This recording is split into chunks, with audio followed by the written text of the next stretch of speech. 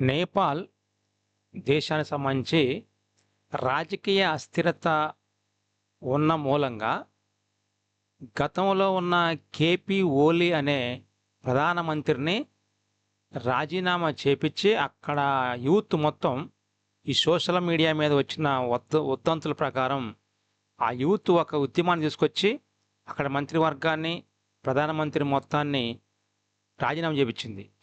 దాని సందర్భంగా రాజకీయ అస్థిరతలో కూరుకుపోయిన నేపాల్కు తాత్కాలిక ప్రధానిగా కుల్మన్ గీసింగ్ బాధ్యతలు తీసుకోవటానికి రెడీ అవుతుందని తెలిసింది.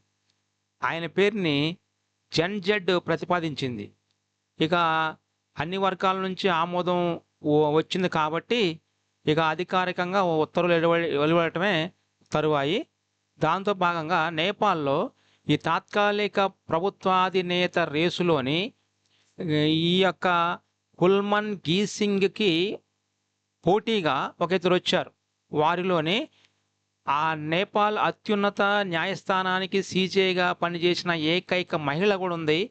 ఆమె పేరు జస్టిస్ సుశీలా కర్కి. ఆమెతో పాటు కాఠ్మాండు మేయర్గా పనిచేసినటువంటి బాలేంద్ర షా, ఈయన బెంగళూరులోని ఉన్నత విద్యను అభ్యసించాడు.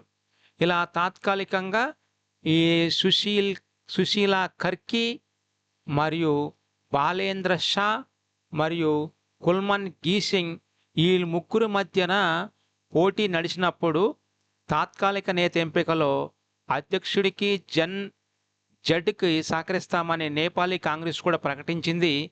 ఆ సందర్భంలో నేపాల్ తాత్కాలిక ప్రధానిగా కుల్మన్ గీసింగ్ ఎంపికయ్యే అవకాశాలు ఎక్కువగా ఉన్నాయి. Thank you. Please subscribe my channel S R online academy.